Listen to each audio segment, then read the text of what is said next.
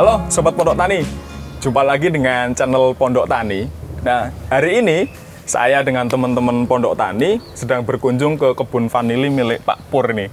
Pak Pur ini salah satu orang yang nanam vanili di daerah Salaman, Magelang. Salah satu wilayah Salaman itu menjadi basis pengembangan vanili yang dipilih oleh Pondok Tani untuk harapannya ke depan Salaman atau Kecamatan Salaman ini menjadi salah satu sentra vanili yang bisa memproduksi vanili dalam skala besar hingga akses pasar yang juga bisa saling menguntungkan antar petani. Nah, hari ini kita kunjungan ke tempat Pak Pur, walaupun sebenarnya kita udah sering ya Pak kesini main untuk silaturahmi, update perkembangan tanaman seperti itu. Nah, Pak Pur, ini saya lihat dibandingkan dengan teman-teman yang lain ini kan salah satunya Pak Pur ini punya tanaman vanili yang perawatannya saya lihat cukup bagus. Nah, sebelum cerita soal perawatan, saya pengen tahu dulu, kenapa sih Pak nanam vanili gitu loh? Orang kan kemudian teman-teman yang nonton juga kadang nanya nih, saya pengen nanam vanili, alasan apa sih kok nanam vanili gitu loh? Jadi dulu waktu saya masih bekerja, masih dinas kira-kira ya 30 tahun yang lalu lebih. Nah, ini saya kalau dengar-dengar kan vanili itu harganya kan bagus. Nah, kemudian saya coba-coba waktu itu menanam dari salah satu teman di daerah Magelang ini, bibitnya maupun caranya, tapi ya secara tradisional. Jadi hanya ditanam, terus ini liar. Jadi ada yang ke sana, ke desa, kita diamkan, tidak ada perlakuan, hanya buahnya ya sudah masanya buah terus buah. Nah, sudah waktu itu terus harga waktunya pertama ya bagus $1 kilonya, tapi lama-lama kan terus down. Ya, seluruh Indonesia kan ya harga jatuh lah. Itu yang sempat diembargo. Waktu kemudian itu harga kalau tidak salah itu turun sampai per kilo basah itu hanya Rp10.000 sekitar per kilo 10. Ya Pak. Nah, sekitar itu 30 tahun yang lalu ya berarti ya. Nah, terus waktu itu ada beberapa pohon, ada ya 300-an lah. Terus saya biarin, terus saya babati. Nah, sampai sekarang tagar-tagar ini, RSD-nya ini ada sebagian yang saya tanam lagi untuk itu ditanami lah. Terus sudah sekian lama saya udah enggak nanam. Dan akhir-akhir ini dengan perkembangan situasi, saya sering tanya temen, sering di majalah, di buku atau di YouTube dan sebagainya. Saya mulai kepengen nanam. Pengen nanam lagi ya? Dengan yang kalau dulu itu asal tanam, sekarang yang rada teknis meskipun ya tidak sempurna lah. Artinya kalau dulu sekedar ikut-ikutan ya Pak? Karena lagi tren, banyak orang sampai di kampung-kampung nanam semua. Kemudian begitu banyak nanam, kita diembargo, harga down, lalu bubar semua. Nah, kemudian hari ini, saat ini Pak Pur mulai mengawali lagi menanam vanili karena kemudian melihat potensi ya Pak, pasti ya, dari beberapa referensi. Itu gimana Pak yang menarik dari potensi vanili itu? Jadi ini tadi jadi begitu saya ingat waktu itu, sekarang hal tren, dan lagi waktu sekarang kan karena sudah pensiun, waktu saya ya untuk masih terluang banyak lah kesempatannya. Betul. Di samping itu untuk mengisi kesibukan. Jadi ini saya nanam. Tahap pertama, ini saya kan menanam tajar dulu, Mas. Siap. Karena kalau konsep tradisional, maka rambatan dan peneduhnya itu harus siap dulu. Beda kalau konsep modern ya Pak. Tinggal bikin mau pakai apapun, asal dia nancap, terus teduhannya pakai paranet selesai. Berarti kalau untuk bikin kebun seperti ini, jenengan yang persiapkan dulu adalah di tajarnya dulu. Ini pakai tanaman residi. Saya pakai glyrisidi. Ini saya bentuk. Ini untuk dasar itu lebar 1 meter sepanjang ini. Kemudian saya kasih tagar ini. Pakai glyrisidi jarak kira-kira 1 meteran lah. Nah, setelah tumbuh sambil kita bentuk.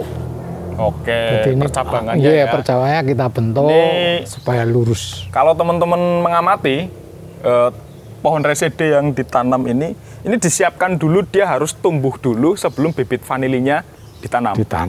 Karena apa? Fungsinya tanaman resede itu tidak hanya sekedar sebagai rambatan, tapi percabangan yang tumbuh ini daun-daunnya juga berfungsi sebagai peneduh alami. Karena tanaman vanili ini tidak bisa kena intensitas matahari full ya Pak, Iya. itu paling bagus itu di kisaran 40-60%. Iya. Bahkan Iya. kalau untuk penanaman awal bisa 70% Iya. untuk pengurangan di Iya. intensitasnya gitu kan. Iya. Nah, ini resede sudah Pak, resede itu sampai berapa bulan Pak? Dia butuh sampai tumbuh? Ya, ideal. Ini ya 5 bulan. 5 bulan baru tumbuh ya? Ya kalau tumbuhnya kira-kira 2 bulan sudah tumbuh. Sudah tumbuh. Satu untuk tumbuh Mulai percabangan. cabang itu isinya, lalu kita Ya, bentuk dan pembentukannya ini Y yang paling bagus ya Pak. Harus bentuk Y karena nanti fungsi cabang Y ini sandera dia juga. iya dipakai untuk menaruh sulur putar. Nah, ini apa teknisnya tadi bilangnya katanya nggak teknis bener, tapi ini sudah bener ini ternyata Pak Pur ini sudah berilmu ini. Kebetulan. Ini sudah berilmu gitu kan. Oke, kemudian setelah resedenya hidup Pak, cabangannya sudah ada. Apa yang bisa? Kemudian kita akan menyiapkan ini bibitnya. Kita cari ini yang sudah tua bener, tapi belum berbuah, ya. Ya. Saya ini pakai sulur. Ini yang pertama dulu hanya pakai polybag. Tapi kemudian saya karena baca itu, Ya, referensi ya. akhirnya ada referensi, saya yang panjang ya, paling tidak 1 Sulur meter. 1 meter. Oke, ya. Nah, untuk 1 meter ini saya taruh di sini. Memang banyak ya, yang ini ada dasar, Ya. kalsium dan sebagainya. Kalau saya ini agak lain mas. Jadi sebelum ini ditanam, Mhm. ini kalau saya baca di pohon daunnya, Ya. ini saya taruh di sini. Oke. Nah, kalau sudah nanti kita ambil kan lama-lama busuk. Ini kan Ya, sebenarnya humus. betul. Ya. Nah setelah itu kita dasari, sebenarnya bisa macam-macam, tapi saya kebetulan itu saya pakai arang bekas arang itu, cumi-cumian, kita kasih arang untuk dasar. Di sekitaran tajar yang nanti direncanakan untuk tumbuh akar vanilinya ya. Arang, kemudian kita cari ranggas-ranggas yang kering itu. Oke, ranting-ranting. Setengah meter dan ini memang tidak saya tanam di tanah langsung. Jadi supaya mengambang karena menurut pengalaman itu kalau saya amati kalau ke tanah kan sering ada jamur itu. Iya betul, karena fusarium itu Iya, dia fusarium. campur tanah. Iya. Nah, terus nanti hidup, nanti kita mengarahkan saja. Nah, apa yang tadi disampaikan Pak Pur ini berarti sudah belajar dari pengalaman masa lalu ini teman-teman. Jadi memang banyak petani di Indonesia yang pakai konsep tradisional itu masih pakai konsep lama teman-teman. Konsep lama itu seperti apa? Asal tanam, dibiarkan dia merambat kemana-mana, kemudian berharap berbuah. Biasanya muncul bunga atau buah bukan karena tanaman itu memang masuk usia produktif, tapi karena stres. Karena stres, karena kurang makan itu dia kemudian muncul bunga. Dan biasanya kalau yang seperti itu diserbuki atau dipolinasi kemudian jadi buah, tapi setelah itu tanaman akan mati, kemudian buahnya itu tidak akan maksimal. Nah, apa yang dilakukan oleh Pak Pur ini memastikan bahwa tajar hidup dulu, kemudian memasukkan ada dedaunan, ada ranting, resah-resah segala macam ditumpuk di sekitaran tajar ini, sebenarnya adalah apa? Memperbanyak kandungan karbon organik. Jadi kita sebutnya sebagai karbon organik ini ya Pak, kan gitu. Memperbanyak kandungan karbon organik ini karena perakaran tanaman vanili itu membutuhkan karbon organik dalam jumlah yang besar sebagai sumber makanannya dia, dan juga untuk tumbuh akar yang paling baik. Nah, bedanya kalau kemudian itu ditanam langsung ke tanah, tadi Pak Pur cerita ada risiko busuk. Kemudian ketika kadar air di dalam tanah terlalu tinggi, Ya. itu juga akan berisiko. Maka kemudian paling aman memang memperbanyak karbon organik di sekitar tajar yang akan digunakan sebagai area penanaman. Kalau konsep pakai greenhouse misalkan, greenhouse itu nggak bisa seperti ini. Ya bikin komposisi media yang dominannya lebih banyak bahan karbon organik. Karena itu kalau pondok tani biasanya kalau untuk konsep greenhouse itu Pak, itu kita pakainya kokopit, pakai kompos, pakai arang sekam, tanahnya itu paling cuma satu bagian. Biar yang dominan tetap di karbon organiknya gitu. Oke, nah kalau kemudian saya melihat kan ini yang sudah tertata, ini yang belum ya Pak. Kemudian ini yang sudah tertata ini saya lihat juga sudah subur. Lalu sudah dilakukan penataan sulur putar. Penataan sulur putar. Nah ini rencananya mau diproyeksikan pembuahannya kapan ini Pak? Oh iya. Jadi ini saya ulangi ya.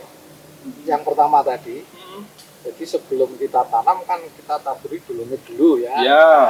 Dulumit, terus kita tanam, terus saya pakai apa itu sepet ya. Ya.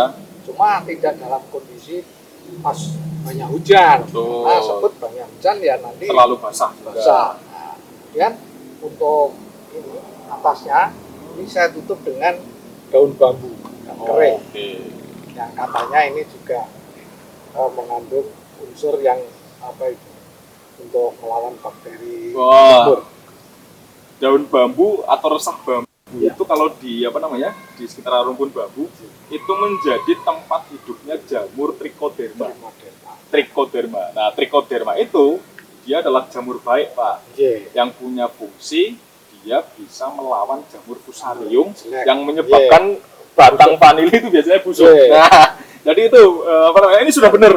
Pak Pur masukkan resah-resah bambu, daun-daun bambu itu sudah benar. Artinya kemudian memperkaya apa namanya? Populasi jamur trichoderma ini di sini. Jadi makanya tanamannya kelihatan seger-seger nih teman-teman. Jarang sekali yang kena busuk batang karena insya Allah di dalam media ini karena jarang ini apa namanya agak sulit mengamati trichoderma ya di sekitaran apa namanya di sekitaran media.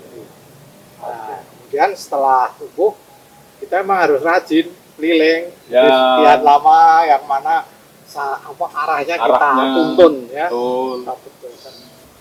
Kalau tradisional memang salah satu tantangannya untuk pembuahan mau tidak mau harus dilakukan di musim kemarau karena butuh tanaman ini dilakukan stressing. Nah, stressingnya itu adalah dengan mengurangi suplai air, mengurangi suplai nutrisi yang intinya ada apa pemotongan ya biasanya ada beberapa metode di bagian pucuk, ada yang dipotong, ada yang pakai kalau orang dulu pakai tali atau kawat ya Pak, dikawati. Yang intinya itu sama teman-teman. Tujuan dari stressing untuk merangsang tumbuhnya atau munculnya bunga itu adalah menghentikan pertumbuhan vegetatif pada tanaman vanili. Pertumbuhan tunas, pertumbuhan daun, pertumbuhan akar. Kemudian dialihkan pada pertumbuhan generatifnya.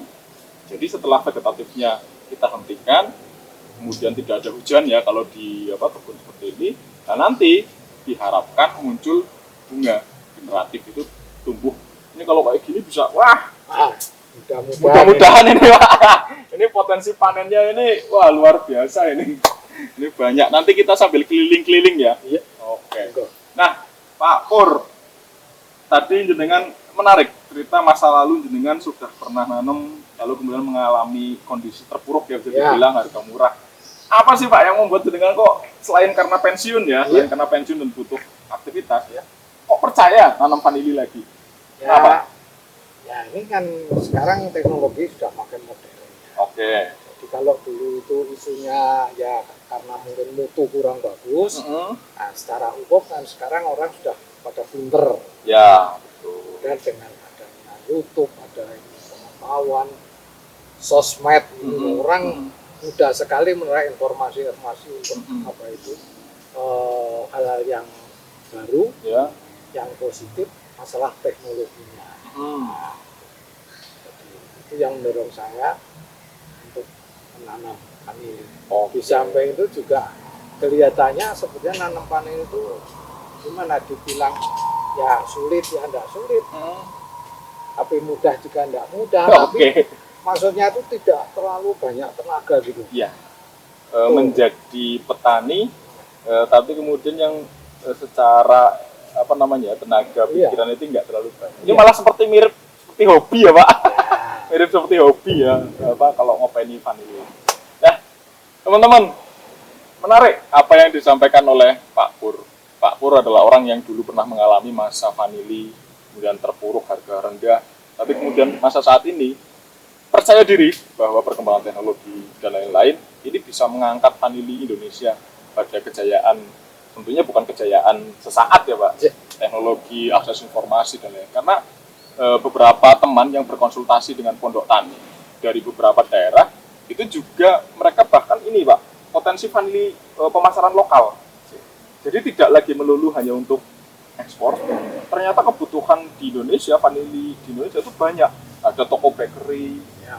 itu banyak. Ada yang mereka ngolah jadi sirup, jadi Ya. pasta, kemudian jadi apa namanya, serbuk. Terus di online shop loh Pak, sekarang udah banyak yang jualan vanili.